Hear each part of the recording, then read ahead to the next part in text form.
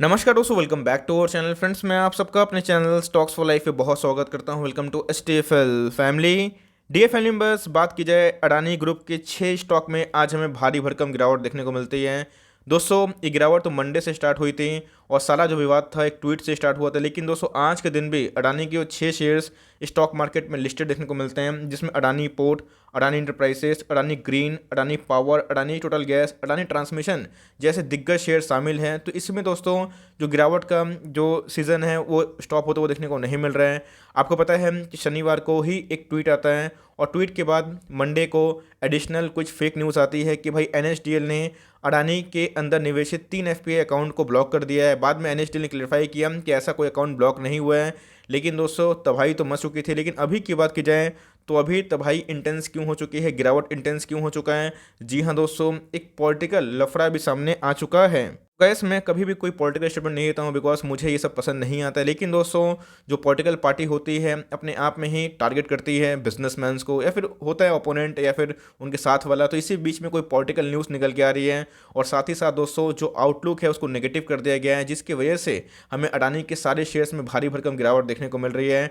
दोस्तों, अगर आप अडानी शेयर्स को होल्ड करते हैं तो भी ये वीडियो आपके लिए इंपॉर्टेंट है, नहीं करते हैं तो भी इंपॉर्टेंट है कि स्टॉक मार्केट में कैसे रातों रात दोस्तों ट्रेंड चेंज होता है। और पैनिक अभी जो लेवल है गाइस, पैनिक लेवल पे हो चुका है। कोई भी भाव पे कोई भी स्टॉक बेचने के लिए रेडी है। तो ऐसा क्यों हुआ है? जो न्यूज़ है उस न्यूज़ का इम्पैक्ट क्या पड़ सकता है? चलिए गाइस, पूरा विस्तार में बात करते हैं। बहुत कुछ सीखने को मिलेगा आपको। चैनल फर्स्ट टाइम होंगे सब्सक्राइब कर सकते हैं। इस तरह एक क्वालिटी कंटेंट को सबसे पहले एक्सेस करने के लिए now without dealing any for time let's begin. जो 6 शेयर हमें लिस्टिंग देखने को मिलते हैं, जिसमें अगर आप देखें सबसे पहले अडानी इंटरप्राइजेस है। आज इसमें हमें 7% गिरावट देखने को मिली। अडानी ग्रीन की बात की जाए 4% के आसपास गिरावट थी। अडानी पोर्ट की बात की जाए 7% के आसपास गिरावट थी। अडानी पावर की बात की जाए लोअर सर्किट। अडानी गैस की बात की जाए लोअर सर्किट। अडानी ट्रांसमिशन की बात की जाए लोअर सर्किट। मतलब ये 200 खुलते ही हमें लोअर सर्किट में देखने को मिला। और पता है आपको कि इधर पे बी का मोड स्टार्ट है, मतलब कोई भी स्टॉक का फिल्टर हो जाता है। जहाँ पे थोड़ा सा कम गिरावट होती है फिल्टर रिवाइज होता है, जहाँ सर्वाइलेंस मोड में होता है, एएसएम लिस्ट में कैटेगरी में उसको डाल दिया जाता है। तो यही वजह से अगर आप देखें तो अडानी के सारे शेयर्स में आज भी पैनिक देखने को मिला था।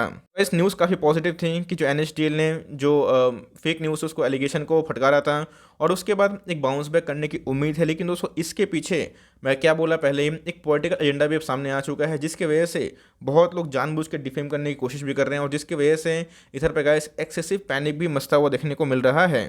वैसे आप देख सकते हैं कि आज है एकदम 16 जून और दोस्तों देखने को मिल रहा है 15 जून के आसपास ही जो अडानी की जो फिच रेटिंग है दोस्तों, उन्होंने क्या कर दिया है, अडानी के पोर्ट को triple B minus outlook negative दे दिया है। जी हाँ दोस्तों, जो पहले ट्रिपल बी के आसपास था अभी ट्रिपल बी माइनस हमें देखने को मिल रहा है और जिसकी वजह से गैस मार्केट में और पैनिक हो चुका है। और हमें जो आउटलुक नेगेटिव की वजह से बहुत सारे शेयर्स में एक नेगेटिव इम्पैक्ट देखने को मिलता है।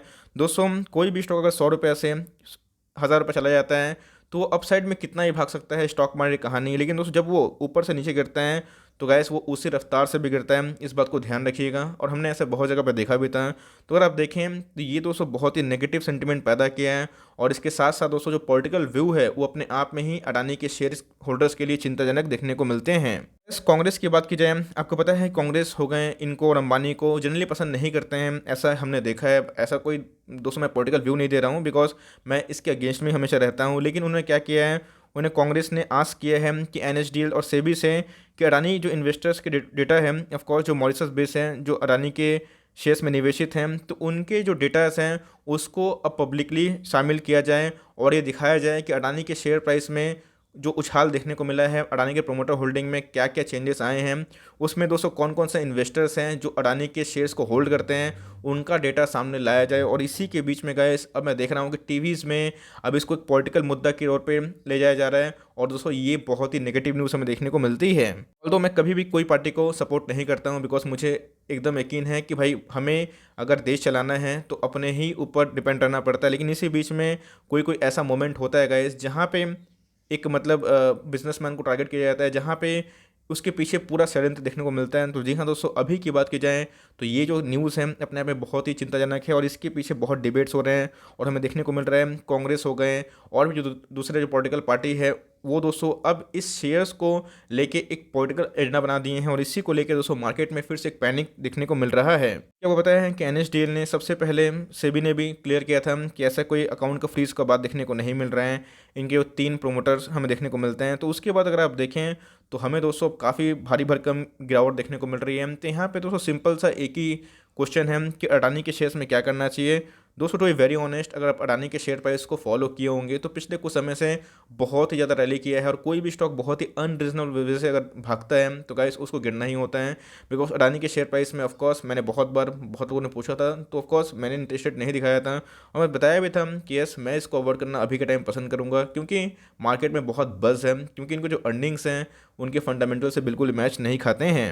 वही गाइस हमें देखने को मिल रहा है। आज की बात की जाए अडानी एंटरप्राइजेस के बारे में डिस्कस कर रहे थे, हमें 7% के आसपास गिरावट देखने को मिल रही है। अगर आप ऑल टाइम चार्ट देखें भी ऑल टाइम चार्ट में दोस्तों काफ़ी प्रॉमिसिंग हमें देखने को मिलता है। 23,000% का इस कंपनी ने जनरेट किया, लेकिन दोस्तों पिछले कुछ समय से पिछले 1 सालों से जो रैली आई है स्टॉक का प्राइस आप देख सकते हैं कितना आसमान छूता हुआ देखने को मिल रहा था।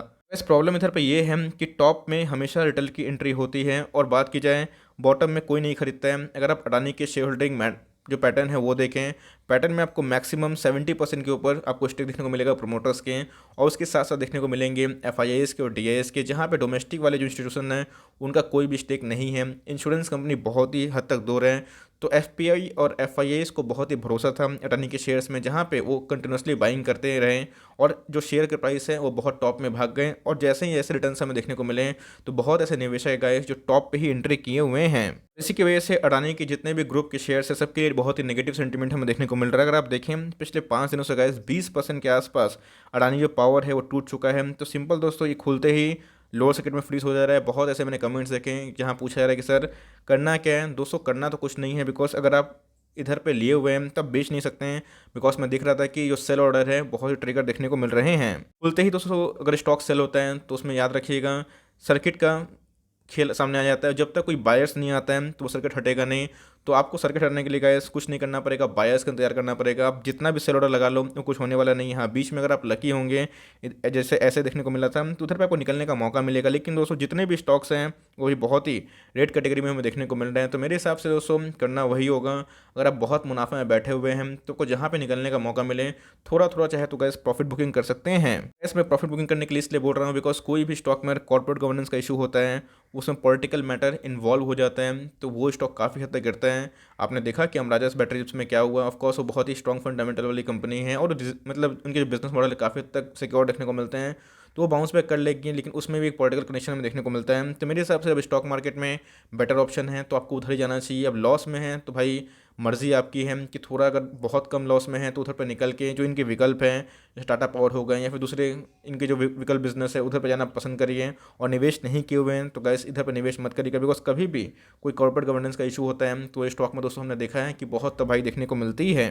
तो अडानी ने ये बात तो क्लियर कर दी थी अडानी साहब ने कि ऐसा कोई कॉर्पोरेट गवर्नेंस का इशू नहीं है, लेकिन फिर भी मार्केट में इसको लेके बहुत ही पैनिक है। तो इस पैनिक में अगर सिक्योर पोजीशन बनाना चाहते हैं तो अच्छे स्टॉक में जाइए जहाँ पे आपकी रात की नींद ना उठे, क्योंकि दोस्तों कोई भी स्टॉक भागता है तो उसमें मैं कंट्रोल नहीं, लेकिन जब गिरता है तो वो दोस्तों बहुत ही वेल्थ डिस्ट्रॉयर बन सकता है। तो यही छोटी सी न्यूज़ थी जहाँ अडानी के शेयर प्राइस में गिरावट क्यों हो रही है भाई, जब एनएसडीएल ने क्लेरिफाई कर दिया है क्योंकि फिच रेटिंग ने आउटलुक नेगेटिव पोस्ट किया है और इधर पे अब पॉलिटिकल दोस्तों कंडीशन देखने को मिल रहा है जो अपने आप में ही एक चिंताजनक देखने को मिलता है। यही छोटी सी अपडेट थी गाइस और मैं बताया क्या करना है। आई होप दोस्तों वीडियो आपके लिए हेल्पफुल थी। कंटेंट से लगा तो लाइक कर दिएगा, चैनल फर्स्ट टाइम होंगे तो याद से सब्सक्राइब करना ना भूलिएगा। फर्दर कोई डाउट हो तो ड्रॉप कर सकते हो, कुछ और रिव्यू चाहिए उसका नाम भी ड्रॉप करना ना भूलिएगा। I would love to make a video on your demand guys. मिलते हैं जल्दी ही, तब तक के लिए bye. Thanks for listening friends, God bless you all.